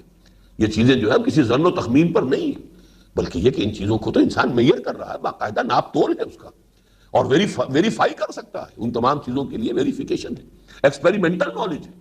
یہ ایسے ہی کوئی جو ہے وہ اپنا انسان کا ظن اور تخمین کا معاملہ نہیں ہے۔ واللہ واسع علیم، واسع ہے، بہت وسعت والا، جدھر بھی سجدہ کرو اسی کو پہنچ جائے گا، اور علیم، جہاں کہیں بھی سجدہ کرو گے اس کے علم میں۔ لہذا یہ کہ ان معاملات کو اتنے براڈ پرسپیکٹو میں اگر رکھو گے تو پھر ان چیزوں کی وہ اہمیت جو ہے وہ اپنی جگہ پر آ جائے گی کہ اس کے بارے میں وہ سینسٹیوٹی ختم ہو جائے گی، وہ حساسیت ختم ہو جائے گی۔ اگرچہ جو طے کر دیا اللہ نے، اس کے رسول نے، اس کی پابندی کرنی ہے، لیکن یہ اصل میں پابندی اللہ اور اس کے رسول کے حکم کی ہے، اس شے کی نہیں ہے، بلکہ در حقیقت اللہ کا حکم، اللہ کے رسول کا حکم، وہ ہے اصل شے جس کی حکمت، جس کی اہمیت ہے۔ وقالوا اتخذ اللہ ولدا، اب یہ بھی دیکھیے، اگرچہ یہاں بھی عام آپ کریں گے تو یہ سب نے کیا ہے، اور انہوں نے کہا کہ اللہ نے اپنے لیے اولاد اختیار کی ہے، تو اولاد کی اختیار کرنے میں نصارہ نے بھی کہہ دیا کہ حضرت مسیح کو اللہ نے اپنا بیٹا بنایا ہے۔ یہود کے ہاں بھی ایک جماعت رہی ہے، اگرچہ یہود کا یہ کبھی بھی ایسا متفق علیہ عقیدہ نہیں رہا ہے جیسا کہ عیسائیوں کا بن گیا، معاذ اللہ، یہ تو انتہا کو نکل گئے، لیکن یہ کہ وہاں بھی کبھی ایک عقیدہ کسی گروہ کا، کسی جماعت کا رہا ہے حضرت عزیر کے بارے میں علیہ الصلاۃ والسلام۔ قالت الیہود عزیر ابن اللہ وقالت النصارى المسیح ابن اللہ، لیکن یہ کہ یہاں بھی اصل اشارہ جو ہو رہا ہے در حقیقت وہ ہو رہا ہے اہل مکہ کی طرف۔ ان کا مین عقیدہ یہی تھا کہ وہ ان اپنی معبودوں کو وہ انہوں نے بیٹیاں اللہ کی قرار دیا تھا، فرشتوں کو خدا کی بیٹیاں قرار دے کر، اور ان کے نام پر اپنے یہ بت بنائے ہوئے تھے۔ لہذا ان کے اکثر بتوں کے نام جو ہے مؤنث پر ہیں۔ اللات، اللات الہ کا مؤنث ہے، العزا، العزیز کا مؤنث ہے، اسی طریقے سے منات، لات و منات، یہ سب کے سب مؤنث ہیں، تو خدا کی بیٹیاں ہیں۔ تو ویسے تو یہ کہ قالوا اتخذ اللہ ولدا، اس میں آ جائیں گے، یہودیوں کا عقیدہ بھی آ گیا، اس کی بھی نفی ہو گئی، سبحانہ، پاک ہے وہ اس سے، یعنی یہ بات جو ہے اس کی شان میں بڑی گستاخانہ بات ہے، وہ بہت بلند اور اعلیٰ اور عرفہ ہے اولاد سے۔ اور اس کا سبب کیا ہے یہ نوٹ کر لیجئے، اس لیے کہ وما ينبغي للرحمن ان يتخذ ولدا، رحمان کے لیے تو شایان شان ہی نہیں کہ کسی کو اولاد بنائے، کیوں؟ اولاد کی ضرورت اسے ہوتی ہے جو خود فانی ہو، منطقی بات کو سمجھ لیجئے۔ جو میں فانی ہوں، میرے دل میں یہ خواہش ہے کہ اولاد ہو، میرا نام رہے گا، میرے اپنے وجود کا ایک تسلسل ہے۔ اولاد ہے کیا؟ انسان کے وجود کا تسلسل ہے، ایک حیوان کے وجود کا تسلسل ہے جو اس کی اولاد اس کے نسل کے ذریعے سے قائم ہے۔ لہذا ہر فانی ہستی کو اولاد کی احتیاج ہے۔ جو خود لا فانی ہے، اس کے لیے فنا نہیں ہے، وہ باقی ہے، ہمیشہ رہنے والی ہے، اس کے لیے کسی اولاد کی کوئی احتیاج ہی نہیں۔ تو یہ ما ینبغی للرحمن ان یتخذ ولدا، یہ سورہ مریم کی آیت ہے۔ رحمان کے شایان شان نہیں ہے یہ کہ وہ کسی کو اپنی اولاد بنائے۔ سبحانہ، وہ پاک ہے، بل لہو ما فی السماوات والارض، بلکہ حقیقت تو یہ ہے کہ آسمانوں اور زمین میں جو کچھ ہے اسی کا ہے، ملکیت ہے۔ اولاد کو تو آپ ملکیت کہہ بھی نہیں سکتے، اولاد تو پھر جب جوان ہو جاتی ہے، ہر ایک کی اپنی ایک پرسنالٹی ہے، اپنی پسند ہے، اپنے رجحانات ہیں۔ ابا جان، اب میرا تو خیال یہ ہے، اب ابا جان اپنی جگہ پر سوچتے رہے کہ یہ میرا بیٹا، لیکن یہ کہ آج یہ سیدھا تان کر میرے سامنے کہہ رہا ہے کہ ابا جان اب یہ آپ کے خیالات ہیں، دقیانوسی ہیں، پرانے زمانے کے ہیں، اب میری رائے تو یہ نہیں۔ لہذا وہاں تو ملکیت، وہ تو ملکیت ہے اس کی ہر شے، جبکہ اولاد ملکیت نہیں ہوتی کسی کی۔ اولاد چاہے ٹھیک ہے کہ آپ کے وجود کا ایک معنوی تسلسل ہے، لیکن آپ کی ملکیت تو نہیں۔ لیکن یہ کہ لہو ما فی السماوات والارض، آسمان اور زمین میں جو کچھ ہے اس کا ہے، اس کی ملکیت ہے۔ کل لہو قانتون، اور سب کے سب اس کے فرما بردار ہیں۔ اولاد کا بھی فرما بردار ہونا، بہرحال کچھ خوش قسمت لوگ ہوتے ہیں جن کی اولاد فرما بردار بھی ہوتی ہے، لیکن یہ کہ ایسے بھی ہوتے ہیں نافرمان اولاد بھی ہے، سوہانے روح بننے والی اولاد بھی ہے۔ بڑھاپے میں یوں سمجھیے کہ ایک مسلسل کوفت کا باعث بھی ایسی اولاد بھی ہے۔ لیکن یہ کہ سب پوری کائنات، کل مخلوقات اس کی ملکیت، اس کے مملوک، اس کے قانت، اس کے فرما بردار، اس کے احکام پر چلنے والے، اسی کسی اولاد کی احتیاج کیا ہے؟ وَقَالُوا اتَّخَذَ اللَّهُ وَلَدًا سُبْحَانَهُ بَل لَّهُ مَا فِي السَّمَاوَاتِ وَالْأَرْضِ كُلٌّ لَّهُ قَانِتُونَ بَدِيعُ السَّمَاوَاتِ وَالْأَرْضِ۔ اس لفظ کو ذرا نوٹ کیجئے، وہ آسمانوں اور زمین کو عدم محض سے پیدا کرنے والا ہے۔ یہ بدیع جو ہے فعیل کے وزن پر صفت مشبہ ہے، لیکن فاعل کے معنی میں ہے۔ بدع کہتے ہیں کسی شے کو، بالکل انگریزی میں اس کی لفظ ہے کریشن ایکس نہیلو، عدم محض سے وجود میں لانا کسی شے کو۔ جیسا کہ میں نے کسی اور موقع پر عرض کیا تھا، ایک تو یہ ہے کہ بڑھئی نے لکڑی موجود تھی، اس سے کرسی بنا دی، میز بنا دی، کوئی شے بنا دی۔ کمہار نے مٹی تھی، گارا تھا، اس سے گھڑا بنا دیا، کچھ اور چیز بنا دی۔ بغیر کسی شے کے کچھ چیز بنانا، یہ ہے ابداع۔ اور ابداع سے یہ بدیع فاعل کے معنی میں یہ صفت مشبہ ہے اللہ کے لیے۔ بدیع السماوات والارض، آسمانوں اور زمین کا پیدا کرنے والا ہے عدم محض سے۔ اس کے مقابلے کا لفظ ہے خلق۔ خلق اور ابداع یہ ایک دوسرے کے مقابل میں ہے، اور شاہ ولی اللہ دہلوی رحمۃ اللہ علیہ کی جو بڑی مارکۃ الآراء کتاب ہے، حجت اللہ البالغہ، اس کے جو ابتدائی چیپٹرز ہیں اس میں انہی مضامین پر بحث ہوئی ہے کہ اللہ تعالیٰ کے تین افعال، شاہ صاحب نے، بہرحال ہر فلسفی، ہر حکیم اپنا ایک نظام فکر بناتا ہے، اس نظام فکر میں وہ جو پہلا چیپٹر ہے حجت اللہ کا، ان کے اپنے نظریات کے اعتبار سے اہمیت کا حامل ہے۔ تین افعال انہوں نے اللہ کے بنیادی قرار دیے۔ ایک ہے ابداع، وہی عدم محض سے کسی شے کو پیدا کرنا۔ دوسرے ہے خلق، خلق ہے کسی شے سے دوسری شے کو بنانا۔ مٹی سے انسان بنایا، خلق الانسان من صلصال کالفخار، انسان کو بنایا ہے لیکن مٹی سے بنایا ہے۔ وہ مٹی کے جو وہ گارا، اور پھر ہم مسنون مختلف الفاظ آئے ہیں۔ وَخَلَقَ الْجَانَّ مِن مَارِجٍ مِّن نَار، جنات کو بنایا ہے آگ کی لپٹ سے۔ یہ جو لو ہوتی ہے، اوپر جو شعلے کے اوپر جو ایک تو اس کا لیومنس حصہ ہے جو نظر آتا ہے، اور ایک ایسا حصہ ہوتا ہے انویزیبل، نظر نہیں آتا، وہ ہے جس سے کہ در حقیقت جنات کی جو ہے وہ تخلیق ہوئی۔ یا اگرچہ قرآن میں نہیں ہے، حدیث میں ہے مسلم شریف میں کہ ملائکہ کو اللہ نے بنایا ہے من النور، نور سے بنایا۔ تو کسی شے سے کسی شے کو بنانا یہ خلق ہے، بغیر کسی شے کے وہ ابداع ہے۔ پھر اس خلق اور ابداع کے بعد تدبیر ہے، یدبر الامر من السماء الى الارض ثم يعرج الیہ فی یوم کان مقدارہ الف سنۃ مما تعدون۔ اب وہ تدبیر ہے، اس تخلیق اور ابداع کے ذریعے سے جو چیزیں آئی ہیں اب ان میں الٹ پھیر ہو رہا ہے۔ تلک الایام نداولها بین الناس، اسی میں جو ہے آگے پیچھے، کسی کو آگے کسی کو پیچھے، وہ تدبیر ہے اللہ کی، وہ تدبیر۔ اور اس میں قرآن مجید کے دو مقامات سے معلوم ہوتا ہے کہ 1000 برس جو ہے ہمارے انسانی تقویم کے، اس کی تدبیر اللہ کے ہاں طے پا جاتی ہے۔ کوئی اس کی ایک پلاننگ جو ہے، 5 سالہ منصوبہ ہمارا ہوتا ہے، 7 سالہ منصوبہ ہوتا ہے، اس اللہ تعالیٰ کی اس کائناتی جو بھی تدبیر ہے اس کا کوئی 1000 برس ہمارے حساب سے، اس کے حساب سے کوئی اللہ کی حکمت خصوصی جو ہے اس 1000 برس کے لیے معین ہو چکی ہوتی ہے۔ تو 3 جو افعال ہیں اللہ کے بنیادی، ابداع، خلق اور تدبیر، اس کو فرمایا بدیع السماوات والارض، وہ آسمانوں اور زمین کو پیدا کرنے والا ہے عدم محض سے۔ وَإِذَا قَضَىٰ أَمْرًا فَإِنَّمَا يَقُولُ لَهُ كُن فَيَكُونُ، اور وہ جب کسی معاملے کا فیصلہ کر دیتا ہے تو وہ کہتا ہے بس صرف یہ کہ ہو جا، اور وہ ہو جاتا ہے۔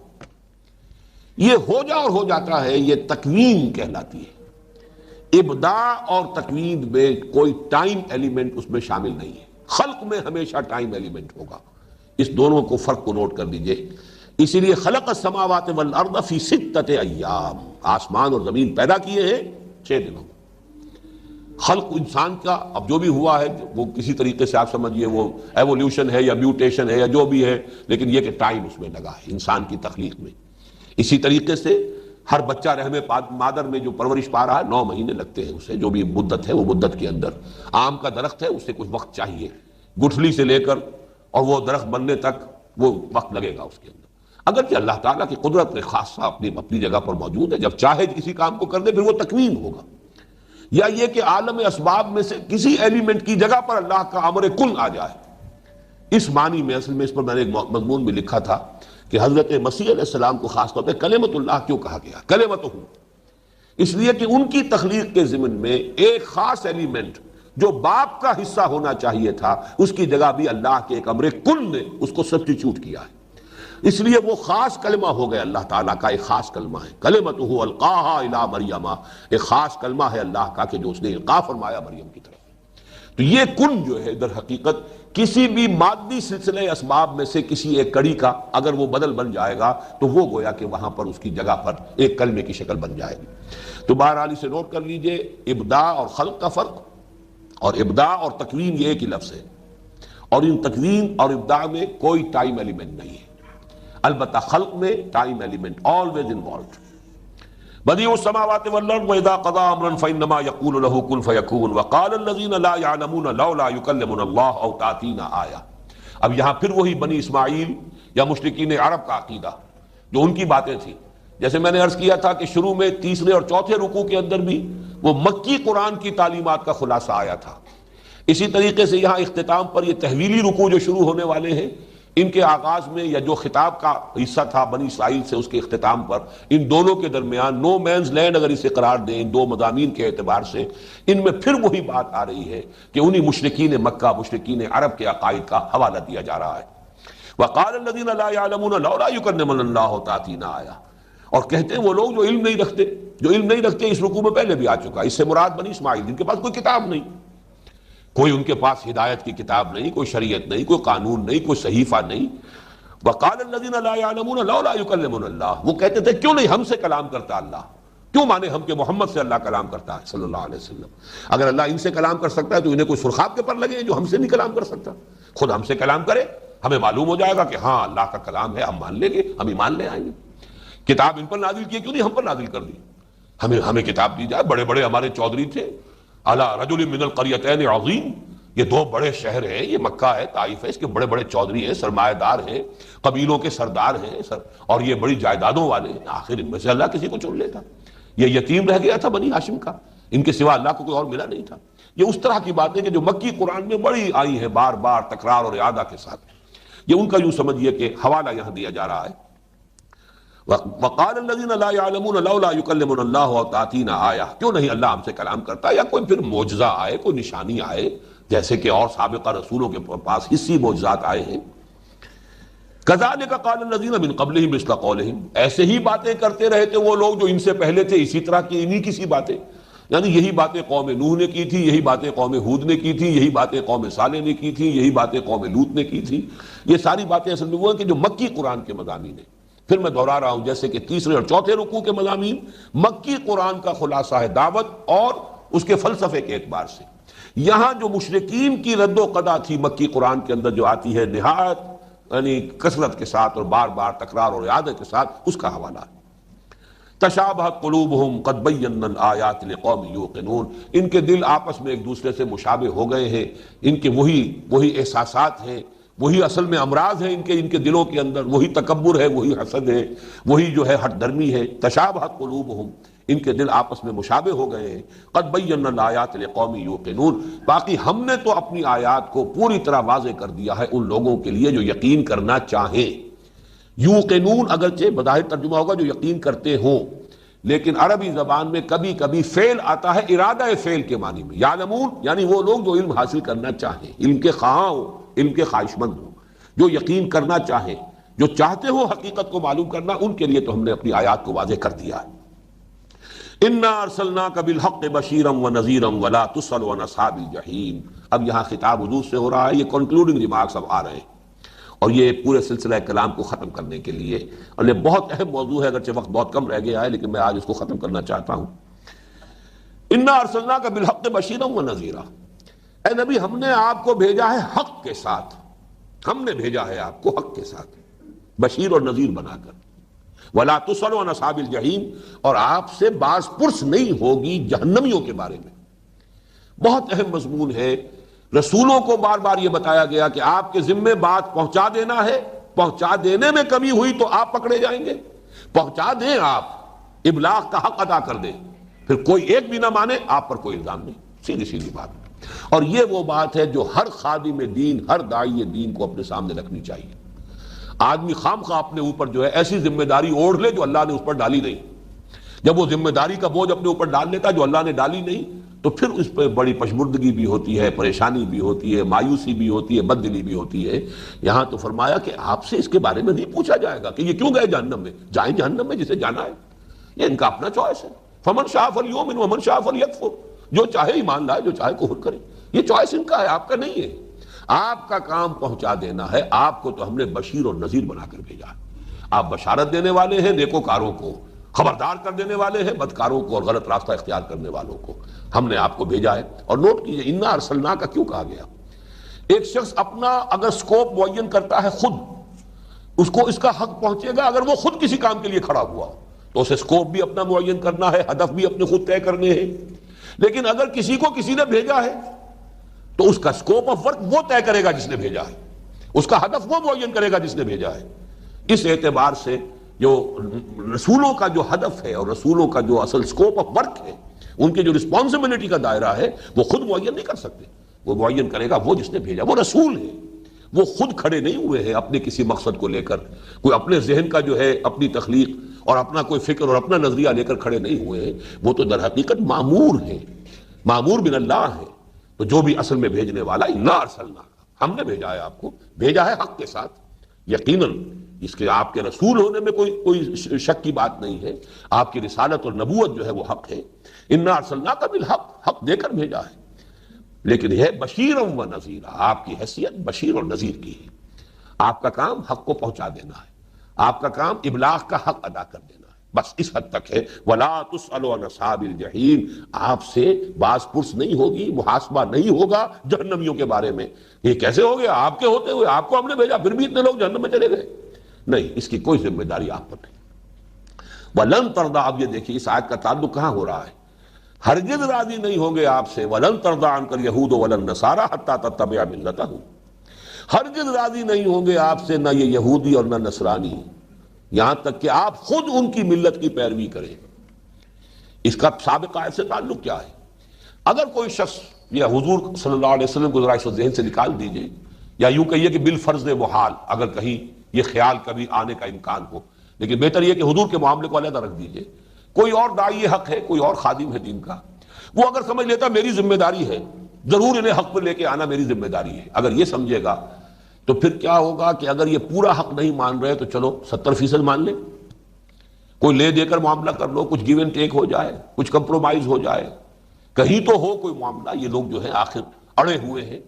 اسی طریقے سے معاملہ ہوتا ہے جب کوئی آدمی یہ سمجھ لے دین کو غالب کر کے چھوڑنا ہے میں نے اور میری یہ ذمہ داری ہے، تو اب سیدھے ہاتھوں نہیں ہوتا تو کہیں ٹیڑھی انگلیوں سے کرے، اگر صحیح راستے سے نہیں ہوتا تو غلط راستہ اختیار کرے. یہ سارے فتنے اس لیے پیدا ہوتے ہیں کہ ایک ذمہ داری اپنے اوپر وہ اوڑھ لی گئی ہے کہ جو اللہ نے آپ پر ڈالی نہیں. آپ کا کام ہے صحیح راستے سے صحیح بات بیان کیجئے، صحیح بات پہنچائیے. اگر ریسپانس مل رہی ہے انہیں جمع کیجئے، منظم کیجئے، جتنی قوت حاصل ہوئی ہے اتنا ہی کوئی اقدام جو ہے اس کے پروپورشنیٹ آگے بڑھیے، اگلا قدم اٹھائیے. نہیں ہو رہی ہے تو آپ پر الزام نہیں ہے. خام خواہ دائیں بائیں رائٹ لیفٹ ادھر سے ادھر سے، جیسے وہ ہاکی کھیلنے والا جو ہے وہ ادھر سے ادھر سے کر کے وہ اپنی گیند کو لے کر بہرحال ہر صورت میں کسی نہ کسی طرح بائی ہک اور بائی کروک ضرور جانا ہے. یا یہ کہ اگر پورا حق نہیں مان رہے، اگر یہ تسلیم کر رہے تو کچھ لے دے کر، کچھ کم پر کوئی مصالحت کر کے کچھ کمپرومائز کرنا ہے. یہ دونوں چیزیں پیدا ہوتی ہیں اس غلطی سے کہ انسان اپنی ذمہ داری وہ سمجھ لے جو اللہ نے اس پر ڈالی نہیں. انا ارسلناک بالحق بشیرا ونذیرا ولا تصل عن اصحاب الجحیم ولن ترضى عنك اليهود ولا النصارى حتى تتبع ملتهم. یہ راضی ہونے والے نہیں ہیں. یہ تو ظاہر بات ہے ان کی مسندیں ہیں، ان کے چودراہٹیں ہیں، صدیوں کے ان کے جو ہے بنے ہوئے ان کا ایگزام ہے. اب یہ کیسے تسلیم کر لیں گے، کیسے مان لیں گے؟ آپ یہ اپنے دل سے یہ امید نکال دیجئے. منحصر مرنے پہ ہو جس کی امید، نا امیدی اس کی دیکھا چاہیے. آپ امیدیں رکھیں گے تو مایوسی ہوگی، آپ امید نہ رکھیے. یہ ماننے والے نہیں ہیں. لن ترضى، اور یہی بات تھی کہ جو پہلے مشرکین کے بارے میں بالکل آغاز میں کہی گئی. چنانچہ سورہ نون کی وہ جو آیتیں ہیں، پہلی 7 آیتیں تو پہلی وہی ہے، لیکن اس کے بعد جو سورہ نون یا سورہ قلم 29ویں پارے کی جو دوسری صورت ہے، وہاں جو فرمایا گیا ہے کہ وَدُّوا لَوْ تُدْهِنُ فَيُدْهِنُونَ فَلَا تُطِعِ الْمُكَذِّبِينَ وَدُّوا لَوْ تُدْهِنُ فَيُدْهِنُونَ. اے نبی آپ ان جھٹلانے والوں کی باتیں نہ سنیے اور ان کی باتیں نہ مانیے. یہ چاہتے ہیں کہ کسی طرح آپ تھوڑے سے ڈھیلے پڑے تو یہ بھی ڈھیلے پڑ جائیں، کچھ آپ کمپرومائز پر آمادہ ہوں تو یہ بھی کمپرومائز کر لیں گے. اس لیے کہ انہوں نے دیکھ لیا ہے کہ آپ اپنے موقف سے ہٹنے والے نہیں ہیں، آپ اپنے موقف پہ پختہ ہیں. لہذا اب یہ کچھ لے دے کر بھی معاملہ کرنے کے لیے تیار ہو جائیں گے. آپ کو خبردار رہنا چاہیے کہ کہیں بھی حق جو ہے، جیسا کہ میں نے وہ علامہ اقبال کا شعر بعض اوقات آپ کو سنایا ہے کہ باطل دوئی پسند ہے حق لا شریک ہے، شرکت میں آنا ہے حق و باطل نہ کر قبول. حق جو ہے وہ کمپرومائز نہیں کیا کرتا، وہ تو اپنی بات منواتا ہے، اس لیے کہ اسے یقین ہے کہ میں الحق ہوں. البتہ باطل کو ہر وقت ضرورت ہوتی ہے حق کی، کہ کوئی نہ کوئی حق کے ایلیمنٹ کو لے کر وہ کھڑا ہو، ورنہ اس کے اندر کھڑے ہونے کی صلاحیت نہیں ہے. السلام علیکم سامعین، آپ لوگ ڈاکٹر اسرار احمد صاحب کے اور بیانات سننا چاہتے ہیں تو ہمارے چینل کو سبسکرائب ضرور کرتے ہیں.